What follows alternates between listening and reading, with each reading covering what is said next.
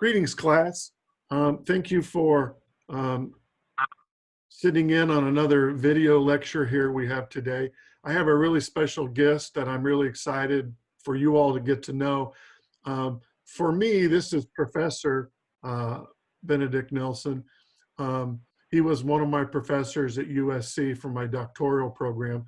He's also one of the founding fathers of the DSW program at USC, and I'm going to let him tell you more about him. And he is a co-author of one of probably my most treasured books from Class C, Think Solve, because Professor asked us to think about things differently when we're looking at problems and looking at innovations. One of those things was to always look at the history of a problem and to break it down into parts. Before we get into that and looking at policy analysis, Professor, would you maybe tell my students a little bit more about yourself and kind of what your background is? That'd be great. Sure. So I'm Andrew Benedict Nelson. I'm from here in Kansas. I live in Gardner now. I grew up in Overland Park and, you know, had overall just sort of a bucolic Johnson County childhood. Except I got some clues early in life that not everything was all right with the social order. My parents had this acrimonious divorce, and I started kind of realizing, like seeing through my mom's experiences, oh, like actually some people are really terrible to each other in life. And then my parents are both in medicine. My dad's a physician and my mom was a nurse practitioner. So anyway, that I always had that kind of social conscience in mind, but I didn't think I would be a social change person. I thought I was going to be a journalist for a long time, then was in school to be a historian, and then kind of had a moment where I realized I didn't want to be an academic at all and dropped out and had no idea what I was going to do with my life and moved back to my in-laws' basement in Lenexa. But then an interesting thing happened. I hooked up with a guy I'd worked with for a couple of months, really, after undergrad, and he had a group called Insight Labs, and this is Jeff Leitner, who's the co-author on the book. And Insight Labs was a group where when a nonprofit or government body was feeling stuck in some problem, we would bring in a group of 12 to 15 interesting, creative individuals who had never worked on that particular problem before, and put them all in a room for half a day and say, we're going to come up with an original solution to this. And most of the time it worked. And we did 55, 60 of those with all sorts of different groups and all sorts of different settings. And so that basically became the foundation for everything that I've done subsequently, or with Gray here, and all the classes and things of the book that is featured, because that really gave me a kind of perspective on where ideas to disrupt some of the conventional thinking come from. So with Jeff, who's the co-author in the book, I developed that into a kind of system for taking on these types of problems. And the label that it carries in that book is Innovation Dynamics. I'm writing a book right now where I may change the name, thinking about that at the moment. But this has gone through lots of different iterations, and I've taught it to maybe 1,000 people at this point, in different forms of, here are some, a series of tools you can use to take on any social problem in an original way. So I'll just say a little bit about me now. So I was a professor at USC for, Jeff and I were what they called innovators in residence there for 4 years, and we helped start programs. So basically we were the dean's kind of go-to startup new program consultants. And then I was a professor there for 4 semesters, and now I'm doing consulting in healthcare and social change and writing this book, and living under a water tower in Gardner, Kansas. So that's my story. And you like Mexican food. There you go. We got that. And I like Mexican food. Yes. Absolutely. So one of the things that a lot of graduate students in social work, it's sort of a common theme, they hate policy class. And they don't say it out loud because secretly they want to be therapists. They don't really want to be policy analysts or policy makers. And I have to admit, when I was graduate school a long time ago to be a social worker, policy class wasn't probably my favorite class either. But one of the things that I've learned after 30 years of practice is that you actually can't do practice without policy. It's just impossible. And so I try to tell, future social workers, there is value to connect policy to practice. If you can make that leap, you can see the connection between policy and practice, then suddenly policy becomes so much more interesting because you really can't do therapy without policy. It's just impossible. But I'm going to help these students look at policy and how to think about policies and really analyze them. And one of the things that I was hoping we could have this conversation about is about history and about connection. Understanding the history of a problem or the history of a policy to understand where it got to a certain point. Because how do you move it forward without understanding the past? So if you could maybe jump in at this point, and then we'll see kind of where the conversation goes. That'd be great. Sure. Well, let me first say I empathize with your situation and the situation of the students. When I first, I'm not a social worker by training. I'm not an anything by training. I have no licenses or anything. But when I first started working with social workers, one of the things that I would say is, you folks have something that I don't have, which is a vocation.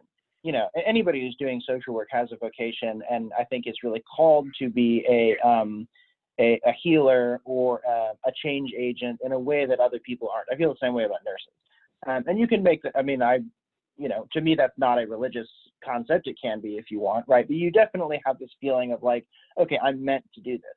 And so I don't necessarily think, when you say people want to be therapists, I think of that as an asset, right? That they've got this drive to do that. But yeah, there is also this policy thing, right? That they don't necessarily wake up in the morning and feel super passionate about because they're pursuing their vocation as healers at the moment.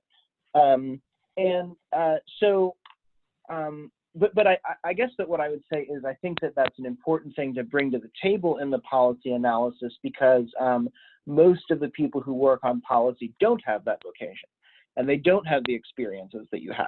So like, I think it's very easy to be deficit based about it and say, oh, there's all of this, economics and, legal stuff I don't understand. But I think as soon as you start in the conversation, you do have something that other people don't have, even if it's just the experiences that you've had. Okay, so you asked about history. So in our system, we have 6 dynamics that we talk about for thinking about social change, and history is one of them. And I'll say a little bit about what we mean by history. So what I don't mean is the collection of all of the factual events that happened in the past. And actually, no historian means that by history, I should say. Historians, especially historians today, emphasize that everything is a story and an interpretation of a collection of facts that we have. And this is really important to remember when you're doing social change, because everybody has a different story. And to get insight into their perspective or into the problem that you're facing, you have to understand as many of those stories as possible. You don't have to accept them as true. You just have to understand this is the story that exists in the mind of the person that you're dealing with. And that's very much true in relation to policy. So I'll talk about the NASA story, and then maybe let's talk about policing for a moment, because we're in the middle of that now. Sure. Are you okay with that? Sure. Okay. So NASA, we did a lab with NASA. It was with not the top brass of NASA. It was with one of their space research centers. But the question was really, what happened to the gigantic public goodwill towards space exploration? It used to be that, everybody thought of it as a self-evident good to be putting people on other, bodies in space. And now it's just sort of like, well, yeah, we do a mission when we can. And they were just saying, what happened? And what we found out was, if you talk to people at NASA, they have a very entrenched story about this, which is, well, if only the president would make a great speech like JFK did, then we would all get on the same page again. And we heard this from so many people, Jeff and I, that we started to say, you know what, we need to find another story of this. And actually what I did was I talked to a guy who was, he was a speechwriter for Obama, but he also worked with Kennedy's speechwriter, Ted Sorensen, on his memoirs. So he really understood this moment that Kennedy created. So I did an interview like this with him. It was in print, but and we sent this to all the folks at NASA. And basically in about 5 minutes, this guy said, yeah, that's never going to happen again. He said it was a unique moment. Here are 12 reasons why it's a unique moment. Obama was president at the time. He said, here are all the reasons why Obama can't do it. I'm sure he would give me a complete list of reasons why Trump couldn't do it. It's just a different time. And he said, they're going to have to come up with a different story of how this would happen. And so actually, so we tried out some different stories, I should say, with the group with NASA. The one that was most compelling for them was that they are a part of America's innovation story. And that they said, you know, we should be talking with folks at Google and Facebook and General Motors about how we are an essential part of their world, and, you know, making sure that science in America is always going forward. Now that story existed already. I'm not saying we made it up. But what we found, we basically made a list in the group, and we said, here are the elements of your politically driven policy story. Here are the elements of your technology driven economy story, and you can emphasize different things with different people. And so what that ultimately led to with the NASA group was, so that I should say, there's another element to this. An unwritten rule, so what we call a social norm within NASA was the president gives us our mission. And technically that is legally true. But what is, you know, the written law and the unwritten law are somewhat different things. And we said, look, you guys, if you are not going with the JFK narrative, if you're rejecting that history and going with this other history, you've got to give us more of a map, because we don't know where we're going in space. We don't know why to support you. And so actually one direct result of that was one of our friends at NASA came up with the NASA 100-year plan for space exploration, and created this whole document. And it's not official. I mean, it's not, you know, I can't tell you, okay, yeah, this is when we're going to Mars, but it made them think about the problem differently. And it made them think about their relationship to the policy system a little bit differently. So that's what I would encourage folks to do in this story, which is, you know, don't think about like, okay, you know, we have to get this bill passed or not. Think about what kind of grander story you're a part of, and whether other people understand that story, and whether it's the right story for where you want to go. So I just want to say something about, yeah, go ahead, Greg. I think that's a really great framework to put that in. And I just recently toured the Orphan Train Museum in Concordia, Kansas. And it's 3 hours away from Kansas City, but it was worth every mile that I drove there. So they have a building that has a train car inside the building, and it's designed to look like what the kids would have experienced as they were riding across the United States in an orphan train in the 1800s. So they have little vignettes and little, you know, things. And I'm reading one, and there's this little suitcase, and inside the suitcase is a little Bible and like an apple and a sandwich and some things. And in the vignette, it says, when kids were getting ready to get on the orphan train, any possessions they had that they had come to the orphanage with were taken from them. And then they were then given a toy, a Bible, a little tiny suitcase, you know, some snacks, and then they were put on the orphan train, and off they went, you know, with a destination, whether it was Concordia, Kansas, or wherever. And, you know, I was reading that story, and it resonated with me, because today in 2019, 2020, right here we are, when kids are taken into child welfare, they frequently don't get to go with their stuff. They may have literally, if child welfare comes and gets them from school, they have what's on their back. They might have the backpack, and rarely do they ever see their stuff unless they make it home again. You know, rarely does someone go and get their stuff and give them their stuff. And the thing is that most social workers that I would interview, they would say, oh yeah, that's traumatizing for a kid not to be able to travel with their stuff. And I've heard stories of 16-year-olds having, you know, size 7 shoes. And a foster mom would say, why do you have those shoes? They're so small, you can't wear them. That doesn't even make sense. You know, give them to me and I'll give them to some other kid. And for that kid, that might be the last pair of shoe that their mom bought them before they came into Yeah. this. So even though we can tell you how traumatizing that is, how interesting the story from the 1800s to 2020 hasn't changed at some level. The data's changed, Yeah. the story hasn't changed. And I just, so as you were unpacking that, it was just making a lot of sense for me. So. Yeah.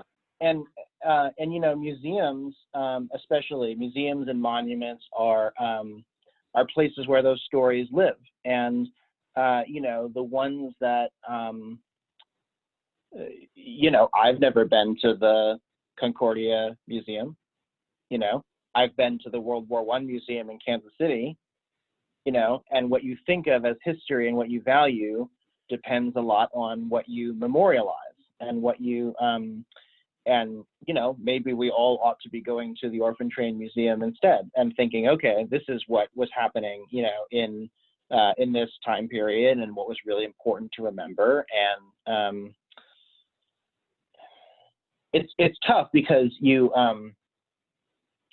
know, I'll tell you a story. I've been thinking about this a lot lately, and it's really bothered me.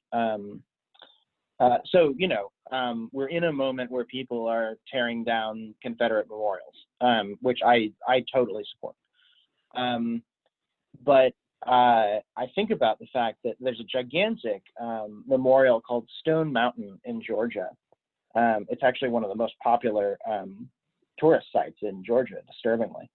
And it's basically the Mount Rushmore of the South, right, of the Confederacy. It's, you know, Lee and Stonewall Jackson, and I forget the third guy, you know, all carved in this giant mountain. And I went there as a kid. You know, we were visiting some friends who lived in Atlanta, and they were like, oh yeah, let's go to Stone Mountain. And we had a picnic out there, you know, and I think of how many people probably have a story like that and think, oh, you can't destroy Stone Mountain. That's my childhood, you know?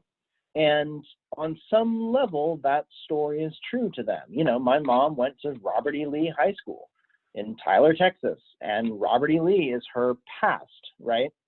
And it takes a while to process that there may be something wrong with that past, and it may be a false past. It may contain values that are no longer helping us and actually hurting a lot of people.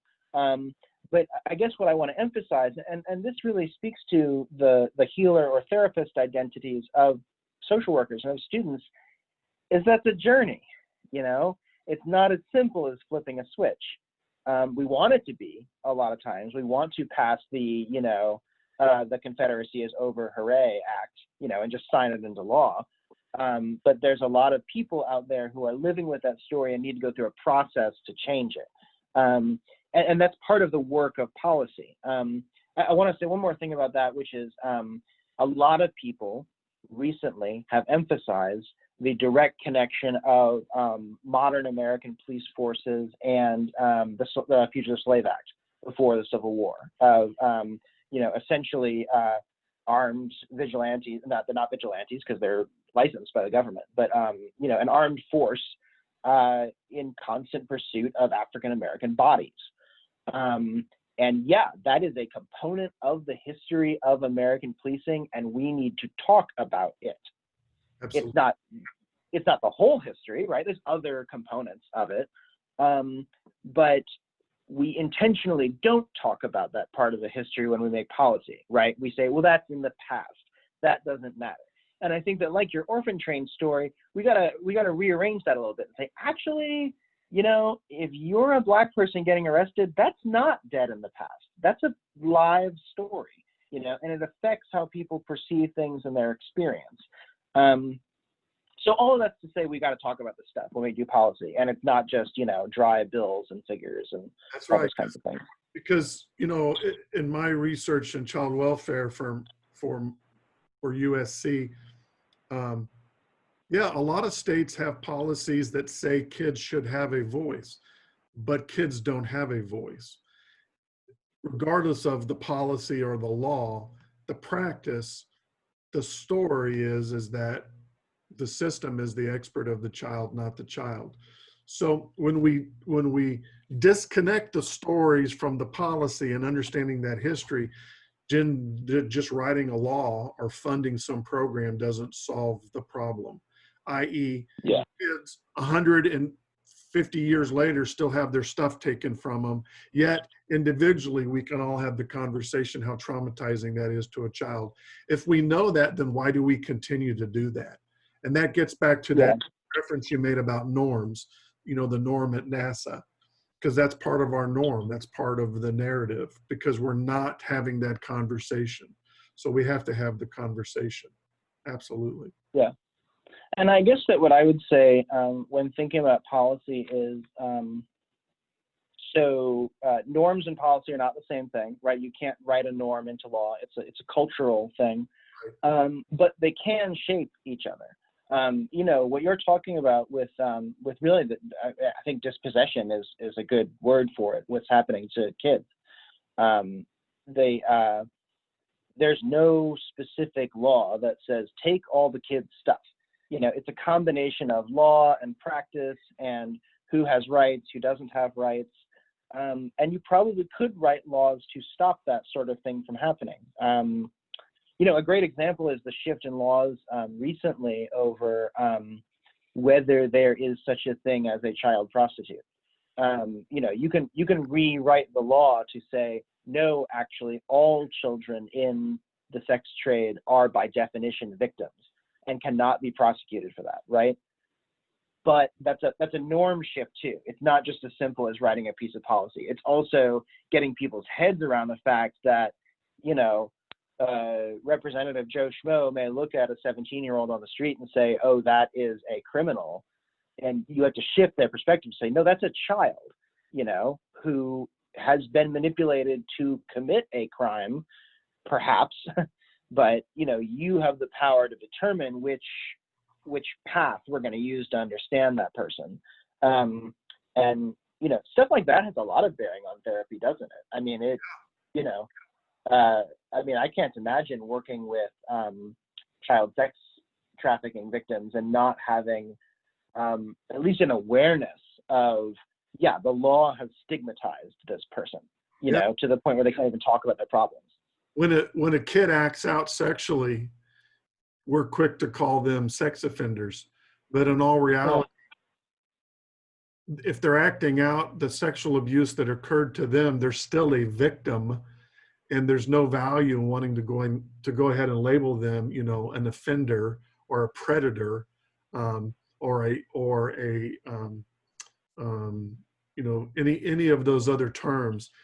Frequently, they get thrown around. And when I hear that, I try to stop people. No, hey, this is a 13-year-old that was acting out what was done to him. He or she is a victim, not a pedophile, not a, predator. And so the systems are so quick to think along those lines, and,